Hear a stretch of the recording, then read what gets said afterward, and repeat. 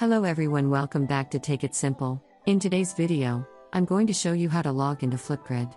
Keep watching the video till the end and don't forget to subscribe to our channel by hitting the subscribe button. Press the notification bell icon so that you'll never miss another update from us. Start by clicking Open a web browser. In order to log into FlipGrid, in the search box at the top, type in FlipGrid. Come and press the Enter on your keyboard. You'll end up on the official website of FlipGrid. Click on the login link at the top right next to the Help Center. You'll end up in the login area of FlipGrid. Now, in order to log in, you can either log in using your Google account or your Microsoft account. It depends on how you chose to sign up for your FlipGrid account.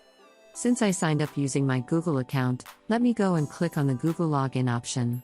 Now, choose your Google account inside the pop-up window. Soon, after you do that, you'll find yourself inside your FlipGrid account. If prompted, you might need to enter your Google credentials in order to get to this page.